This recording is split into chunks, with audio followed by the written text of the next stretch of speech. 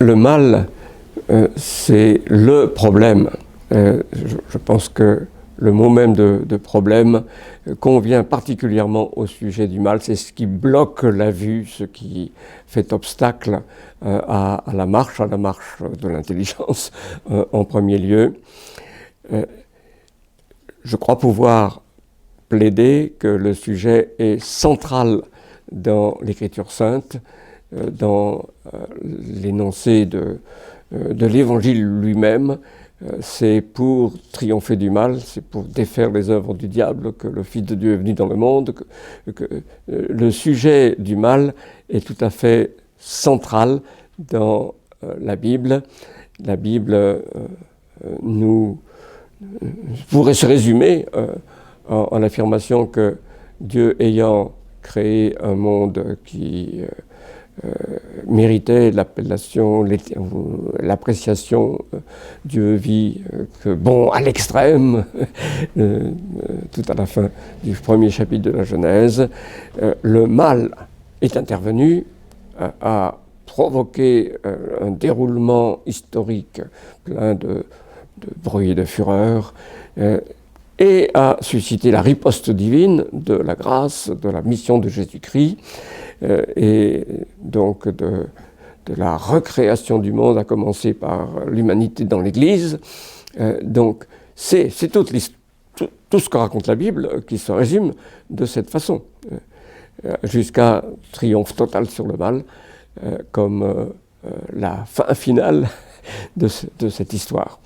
Donc le mal est un sujet tout à fait central, et comme il a tourmenté pas mal de philosophes au fil des siècles, j'ai vraiment été conduit à y réfléchir spécialement. Alors je suis arrivé à une position que certains jugent extrême. Elle n'est pas extrême à mes yeux, mais, parce que je ne crois pas devoir être un extrémiste, mais qui n'est pas très habituelle, qui pousse certains principes que je crois chez Calvin beaucoup plus loin qu'ils n'ont été poussés par Calvin lui-même.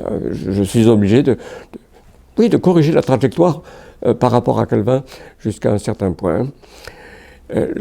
L'élément commun, et qui correspond quand même à la position traditionnelle des penseurs chrétiens, c'est que le mal n'appartient pas à l'être du réel comme Dieu l'a créé, car Dieu est bon et tout ce qu'il a créé est bon.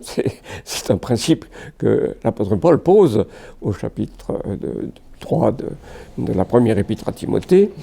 Le mal est donc survenu, ce qui veut dire origine historique, historicité de ce que le chapitre 3 de la Genèse rapporte, de la désobéissance d'Adam comme père et représentant de toute l'humanité, chef de l'alliance originelle entre Dieu et cette humanité faite à son image.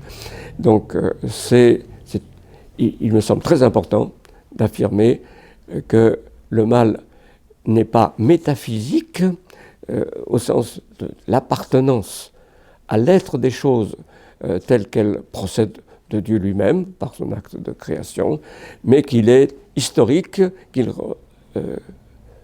procède d'un usage de la liberté par la créature douée de liberté. Alors la créature douée de liberté, c'est pas seulement l'être humain, ça complique les choses. Il y a des créatures douées de liberté dans les lieux célestes qui constituent la cour céleste du Seigneur.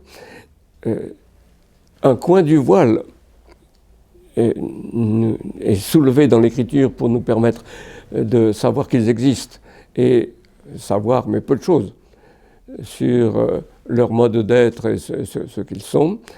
Le mal a aussi, et sans doute d'abord, atteint ce monde céleste, mais cela ne change pas les données fondamentales du problème. En ce qui concerne l'humanité, il n'y avait rien de métaphysique, rien dans la constitution de l'homme qui l'obligea à suivre la suggestion du démon, représentée par le serpent dans l'histoire de la Genèse, et donc nous avons un surgissement du mal dans le monde tel que l'homme le connaît, le vit, le monde humain pourrait-on dire, un surgissement qui est dû à une perversion de la liberté accordée originellement.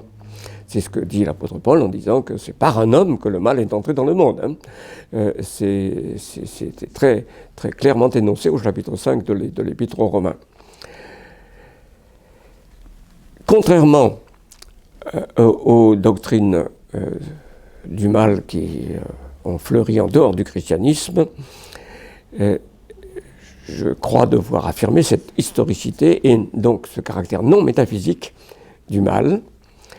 Et je suis en dette à l'égard des analyses du philosophe Paul Ricoeur dans son livre « La symbolique du mal » à cet égard. Alors, c'est une situation paradoxale. Ricoeur, dont j'ai suivi le cours et que j'ai essayé de connaître autant que possible, avec qui j'ai eu des rapports personnels, Ricoeur a saisi d'une manière admirablement lucide le sens du texte de la Genèse et d'ailleurs aussi du reste de l'Ancien Testament. À cet égard, il peut dire que le mal devient scandaleux dès qu'il devient historique, en devenant historique. C'est une formule qu'il emploie. Il a très bien vu que si le mal appartient à l'être, au titre de la finitude par exemple, ou en fonction d'un dualisme parce qu'il s'attacherait au poids de la chair opposé à l'esprit, etc., il a très bien vu que si l'on raisonne de cette façon, on excuse le mal. Que le caractère malin du mal est donc pratiquement vidé de sa force. Il l'a très bien vu, mais comme il a une option libérale sur le statut des Écritures, qu'il estime devoir suivre l'opinion dominante dans l'intelligentsia de son siècle, il considère qu'il ne peut pas reprendre à son compte cette thèse qu'il reconnaît, la thèse biblique. Alors il essaie de garder le profit de sens en supprimant son fondement dans la perspective biblique. Je crois que c'est perdu, qu'il ne réussit pas, qu'il retombe dans le tragique. Il dit que le tragique est finalement invincible, et le tragique, il le définit comme le Dieu méchant. Donc, il a très bien vu les enjeux, et il dit ces choses. Alors, j'ai beaucoup reçu de lui, mais contrairement à lui, j'ai cette option sur l'autorité biblique, qui fait que je résiste aux reconstructions qui excluent l'historicité de l'événement de Genèse 3. Je crois qu'il faut interpréter Genèse 3 comme un écrit d'un genre littéraire particulier et qu'il y a une certaine lecture littérale qui n'est pas fondée. Saint Augustin, qu'il lisait plus littéralement que je ne le faisais, mais disait lui-même qu'il faut une interprétation qui est partiellement littérale et partiellement transposante. Donc, mais je pense qu'il est tout à fait essentiel, à cause de cette intention fondamentale que Ricoeur a reconnue dans l'élaboration des textes de la Genèse et des références qui sont faites ailleurs dans l'Écriture. Pour quelqu'un qui se soumet à l'Écriture, il est essentiel de maintenir l'historicité de l'événement de la chute qui nous est raconté à l'aide de symboles dans le chapitre 3 de la Genèse, mais qui est un événement qui s'inscrit dans le temps de l'histoire humaine. Voilà ce que j'ai plaidé. Et raffinant cette thèse, qui ne m'est pas quand même personnelle, elle n'a pas grand-chose d'original, même si, par exemple, la connaissance de Ricoeur sur ce sujet n'est pas partagée par un très grand nombre de gens aujourd'hui. Là, c'était un peu une spécialité pour moi. Mais la thèse elle-même de l'historicité de la chute a été maintenue par beaucoup d'autres. J'ai cru pouvoir aller plus loin que ne vont la plupart, et là, dépasser ce qu'on trouve chez Calvin, en disant que cela remet en cause la notion de possibilité du mal, la manière dont on use de la notion de possible quand on réfléchit sur l'émergence du mal.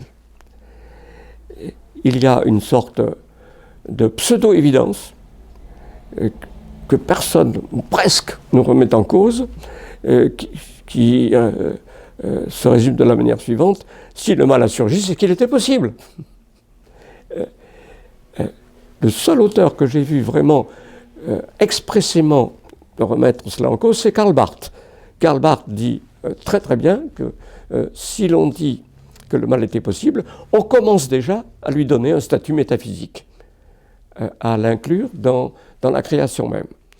Alors, à partir de là, Barth raisonne autrement que je ne le fais, parce qu'il n'a pas la position que j'ai sur l'écriture et sur l'interprétation de l'écriture, donc je ne suis pas barthien, dans le sens que j'attache à la formule, mais je suis très reconnaissant à Karl Barth d'avoir saisi le caractère trompeur de cette évidence prétendue.